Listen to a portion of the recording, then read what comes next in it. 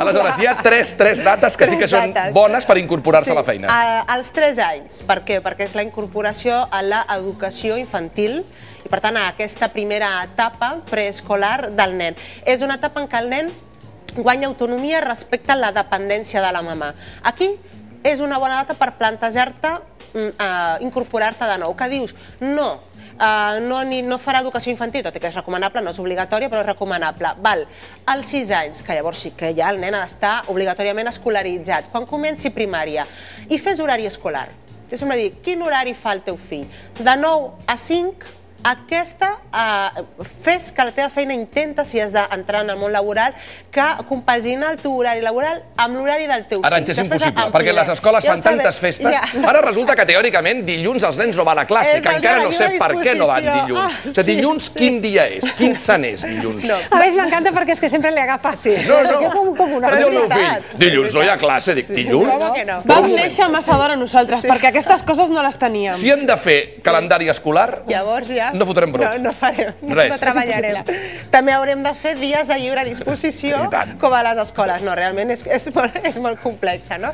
Però bé, l'entrada de l'etapa primària seria una bona data. I després dels 10 anys, com a màxim, als 10 anys. Per què?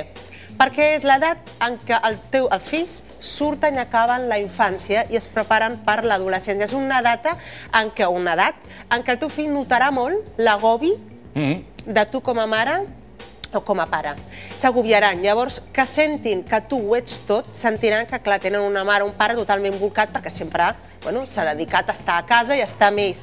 El que abans era un plaer tenir a la mami i al papi a la vora, a partir dels 10 anys serà un agòbio. Per tant, aquí no t'han de veure tant. Mig minut, parlo dels ganivets, mig minut perquè agafeu boli i paper, perquè hi ha un test molt interessant de compatibilitat amb la sogra. És un tema que ens interessa a tots. Però abans, els ganivets, els japonesos, els autèntics. Després, el menjar pot ser, Angie, perfectament català, eh? I tant! Però vull dir que el ganivet és japonès. La Vanguardia t'ofereix una oportunitat única, un joc de 10 ganivets japonesos. Entre ells trobaràs ganivets per tot tipus de tall, un afilador i la tacoma per tenir-los tots endreçats. El fet és que no hi ha res com la qualitat del tall dels ganivets japonesos i tot a un preu únic. Diumenge 2 amb la primera entrega ganivet Santoku amb La Vanguardia per només €1. €1, La Vanguardia, que t'ofereix aquesta gran oportunitat, el joc de 10 ganivets japonesos. No li preguntaré a l'Arantxa si és bona a la cuina.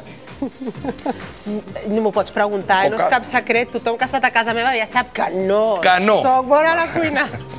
Bueno, però això t'ho fa més fàcil, eh? Sí. Teniu uns bons ganivets. No, el ganivet tallarà bé, però si no prepara bé el plat, miracles no en fa tampoc, eh? Bueno, pot fer d'ajudant de cuina. Jo abastezco los recursos a qui cuina. Sí, no, clar. Atenció, teniu boli, teniu paper. Com és la vostra relació? És adient, és bona, és assenyada, és justa, és patètica, és lamentable amb la sogra?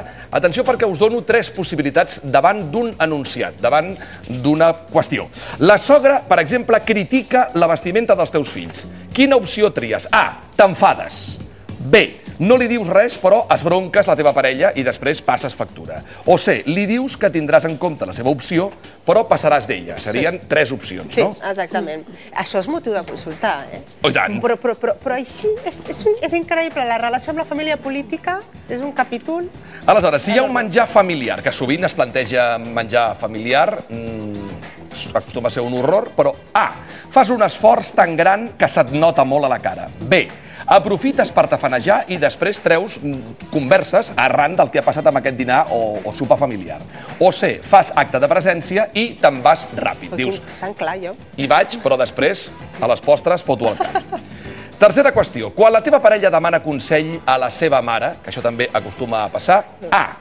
Poses mala cara. B. Calles, però després li dius que estàs una mica fart o una mica farta. O C. No t'importa, perquè és lliure de demanar opinió a qui vulgui i la mare és una persona més amb qui pot demanar o no consell. 4. Aquí és un motiu ja de discussió greu, eh? La família es vol apuntar a les teves vacances. A. O ella o tu. Sou incompatibles. B. Intentes fer veure a la teva parella que no és la millor opció i que convindria repensar-s'ho. O C. Genial. Així pots fer escapades i tindràs un cangur que et surt de franc. I la cinquena i última qüestió. Tu, Mònica, apunta, no t'escaquegis, que després... No, ho està fent, ho estic controlant. L'excusa no tinc boli no cola. No, ja té 4. Han dit alguna cosa sobre tu, però pel darrere. A. Hi haurà guerra. Hi haurà guerra perquè no han estat sincers i t'has assabentat pel darrere. B. Demanes la intervenció de la teva parella i dius, escolta, Què? has d'intervenir. Posa ordre. O C. Truques tu directament i demanes explicacions. Que bonito. Aleshores, són aquestes 5 qüestions. A tu, Mònica, et surt majoria de... B. De B o de C? De B. De B. De B. ¿Esto es bueno o malo? Comencem. Si surt majoria de, tenim un greu problema. Sí, i no només amb la sogra.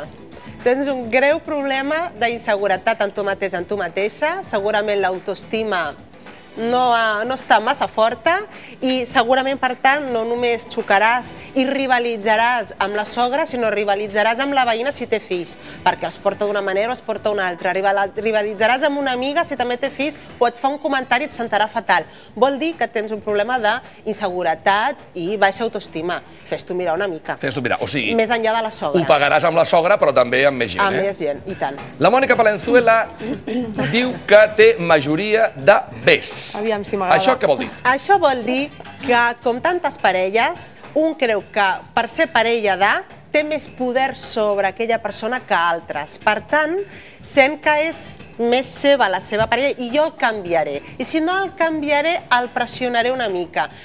No tindrà problemes de sociabilitat, però aquesta persona jugarà una mica als xantatges emocionals, perdona, Mònica, és possible que els xantatges emocionals amb la seva parella, que de tant en tant la posi entre l'espasa i la paret, o lo demás o jo. I haig de ser jo, que sóc la teva parella. Espero que no t'estigui escoltant el seu futur marit, perquè si no acabes de trencar una relació abans que comenci. Si no, ja ho saben. Ja ho saben. Això que acabo de dir ja deuen saber ells prou bé. Per tant, ojo amb els xantatges emocionals i alliberar una mica més a la parella. I majoria de Cs. Ets independent, estàs segur de tu mateix i, de fet, tindràs una bona relació, finalment, amb la sogra i amb tothom, no? Exactament. És a dir, tu ets capaç de passar per sobre de les circumstàncies, ets una persona prou segura per encaixar les crítiques, és més, després te'n pots riure o fins i tot treure'n un profit personal. Enhorabona, has passat gairebé un test d'autoestima. Veu? He estat sincera, podria haver dit que ha sortit la C. M'encanta perquè he estat sincera. Li donava la volta tot el temps. A todo lo pasado no vale, ¿eh? O sea, esto es como los crucigramas. No vale mirar la solución, Oye, ¿eh? soc honesta. No vale. Jo soy una chantajista emocional. Què passa? Ho reconec. Ara, segons la teva llarga experiència, és un motiu de debò de greus conflictes, la sogra, o de conflictes més aviat domèstics, casolans? De greus conflictes, fins i tot parelles que s'han separat o persones que han hagut d'escollir entre la seva família o la seva parella. Hores d'ara encara continua passant això? Perquè sembla que sigui una cosa molt antiga, no? No, perquè hi ha aquest concepte encara de que en l'amor l'altre és possessió teva i ningú pot accedir a ell més que tu. Llavors es travessen rivalitats realment absurdes. Fins que no canvia aquest concepte de que l'amor sempre és l'amor des de la llibertat i des del libre albedrío, dintre després del contracte de fidelitat i totes aquestes coses, però deixant el sexe a part, el libre albedrío dins de la parella, això continuarà passant. Arantxa, moltíssimes gràcies per tot. Per cert, aquí teniu el web d'Arantxa Coca. Els senyors del CAC ens obliguen a posar publicitat. Tot i que l'Arantxa ha parlat de María José Suárez, res a veure amb el seu negoci, i ha parlat d'allò que nosaltres li hem proposat, els senyors del CAC consideren que això és fer publicitat. Sí. Fer publicitat de tu, sí. A costa d'aquestes persones? Sí, no, a costa del programa. Són absolutament brillants a l'hora de detectar on és la publicitat i on no. Ja farem algun curset. Arantxa. Sento, senyors del CAC, us estimo. Gràcies, jo també us estimo. El proper dia sortirà amb un telèfon aquí i amb el web al cap. Igual quan han fet el test els ha sortit totes. Això és publicitat, no? Gràcies. És lamentable. Que tinguis bon cap de setmana i ens veiem aviat. Gràcies. Arantxa Coca, fortíssim aplaudiment.